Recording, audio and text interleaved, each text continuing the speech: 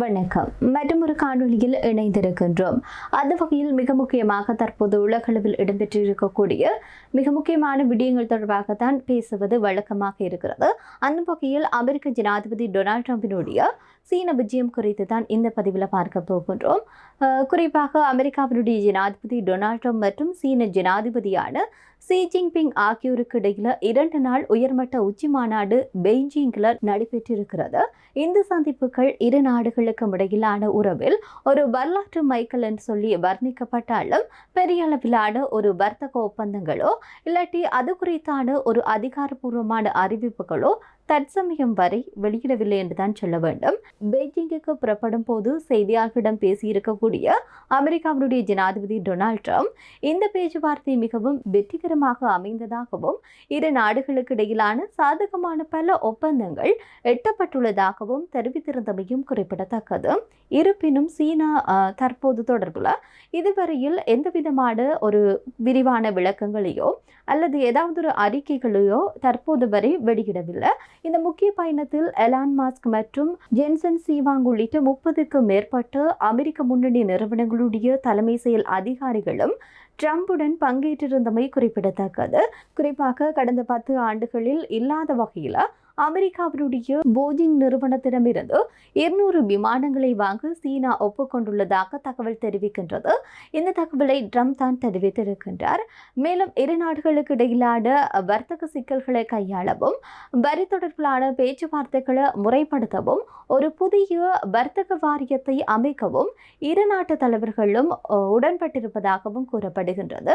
எனவே தொழில்நுட்பத்துறையில் நிலவி வரக்கூடிய போட்டிகளுக்கு மத்தியில் மிகப்பெரிய அளவில் இந்த செயற்கை நுண்ணறிவு மற்றும் செமிகண்டர் சிப்கள் தொடர்பாகவும் குறித்த விவாதங்களும் நடைபெற்றிருப்பதாக சொல்லப்படுகிறது.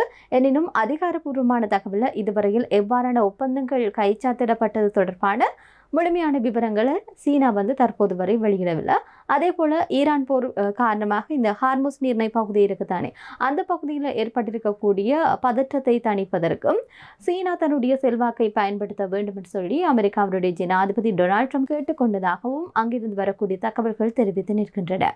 இதற்கு பதிலளித்திருக்கக்கூடிய சீனாவினுடைய வெளியுறவு அமைச்சு குறிப்பாக இந்த சர்வதேச கடல் வழி தடங்கள் ஏற்படக்கூடிய பாதுகாப்பு விடயங்களை பாதுகாப்பாக வைத்திருக்கவும் இதனை உறுதி செய்யவும் விரும்புவதாக தெரிவித்திருந்தது. வர்த்தக பேச்சுவார்த்தைகளுக்கு இடையே தாய்வான் விவகாரமும் ஒரு மிகப்பெரிய அளவில் ஒரு முட்டுக்கட்டையாக இருக்கிறதாக பார்க்கப்படுகிறது. தாய்வான் விவகாரம் தான் இந்த சீனாவிற்கும் அமெரிக்காவிற்கும் இடையிலான ஒரு முக்கியமான மற்றும் ஒரு உணர்ச்சிகரமான விடயம் என்றும், ஒருவேளையில் இந்த ஒரு விடயத்தை தவறாக கையாண்டால் இரு நாடுகளுக்கு இடையில் நேரடி மோதலில் ஈடுபடுவதற்கான வாய்ப்புகள் இருப்பதாக கூட ஜனாதிபதி, அதாவது சீன ஜனாதிபதி எச்சரிக்கை விடுத்திருந்தமையும் குறிப்பிடத்தக்கது. இந்த சந்திப்பை தொடர்ந்து பார்க்கிற போது வரக்கூடிய செப்டம்பர் மாதம் அளவில் வெள்ளை மாளிகையில் நடைபெற இருக்கக்கூடிய 2வது உச்சி மாநாட்டில் சீன ஜனாதிபதி கலந்து கொள்வார் என்று சொல்லி எதிர்பார்க்கப்படுகிறது. அதற்கான அழைப்பையும் டொனால்ட் ட்ரம்ப் விடுத்திருப்பதாக கூறப்படுகிறது. அப்போது நிலுவையில் இருக்கக்கூடிய வர்த்தக ஒப்பந்தங்கள் குறித்து இறுதி தீர்மானங்கள் முடிவுகள் அறிவிக்கப்படும் என்று சொல்லி எதிர்பார்க்கப்படுகிறது. இப்படியாக இந்த விஜயம் என்பது வெளியே சில விடயங்கள் கசிய விடாவிட்டாலும் கூட மிக முக்கியமான பேச்சுவார்த்தைகள் இடம்பெற்றிருக்கும் என்று சொல்லி எதிர்பார்க்கப்படுகிறது. இதே நேரத்தில் குறிப்பாக ஒரு காணொளியும் தற்போது விமர்சனங்களுக்கு இல்லாட்டி ஒரு மாறான தவறான கருத்துக்களுக்கு உள்ளாகி கொண்டிருக்கிறது. குறிப்பாக அமெரிக்க ஜனாதிபதி டொனால்ட் ட்ரம்ப் சீனாவிற்கு போயிருந்தார் தானே, அந்த நிலையில் சீனாவுடைய ஜனாதிபதியான ஷி ஜின்பிங்கினுடைய அந்த குறிப்பேட்டை ட்ரம்ப் ரகசியமாய் பார்த்ததாக ஒரு சர்ச்சை ஒன்று எழுந்திருக்கிறது. இந்த காணொளி வெளியாகி இருக்கக்கூடிய நேரத்தில் ட்ரம்ப் ஷி ஜின்பிங்கினுடைய 3 நாள் உச்சி மாநாட்டில் ஈடுபட்டிருந்தனர் என்று சொல்லி சொல்லப்படுகிறது. குறிப்பாக இந்த காணொளி என்பது வியாழக்கிழமை அளவில் பீஜிங்கில் நடைபெற்றிருக்கக்கூடிய அரச விருந்தின் போதுதான் பதிவு செய்யப்பட்டிருப்பதாக கூறப்படுகிறது. அதில் சீன ஜனாதிபதி அங்கிருந்து சில நொடிகளில் செல்கிறார். அப்போது விலகிய போது டொனால்ட் ட்ரம்ப் ஒரு குறிப்பொன்றை எடுத்து அதனை சாய்ந்து பார்த்து அதில் என்ன இருக்குன்னு சொல்லி வாசிப்பது போன்றுதான் அந்த காணொலியில் பார்க்க கிடைத்தது. ஆனால் இந்த காணொலியை குறிப்பாக அது சீன ஜனாதிபதியினுடைய குறிப்பேடுன்னு சொல்லி அதை ரகசியமாக அமெரிக்க ஜனாதிபதி பார்க்கிறார் என்ற ரீதியில் குறிப்பாக சமூக வலைத்தளங்களில் பகிரப்பட்டிருந்தது. ஆனால் உண்மையில் அது கொண்டு வந்தது அமெரிக்க ஜனாதிபதி டொனால்ட் ட்ரம்பினுடைய குறிப்பீடு என்று சொல்லியும் அவர் வரும்போதே அந்த ஃபைலை வந்து கையில் கொண்டு வந்திருக்கிறார். அதே நேரத்தில் அது கொஞ்சம் தள்ளி வைக்கப்பட்டதனூடாக அவர் எட்டி அதை பார்க்கிற போது அது சீன ஜனாதிபதியுடைய குறிப்பீடு என்று சொல்லி தவறுதலாக ஒரு கருத்து அடிபடுகிறது என்ற ரீதியிலையும் கருத்துக்கள் வெளியாகி கொண்டிருக்கிறது.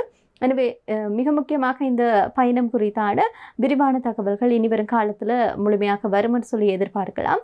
மிக முக்கியமாக இந்த போர் நிலைமை ஏற்பட்டிருக்கக்கூடிய இந்த நிலையில் சீனா எப்போதுமே ஈரானுக்கு சார்பான நிலைப்பாட்டில் தான் இருந்திருக்கிறது. இந்த நிலையில் அமெரிக்காவினுடைய ஜனாதிபதிக்கும் சீன ஜனாதிபதிக்கும் இடையிலான இந்த கலந்துரையாடல் என்பது மிக முக்கியமான ஒரு முக்கியத்துவம் வாய்ந்த ஒரு கலந்துரையாடலாக பார்க்கப்படுகிறது.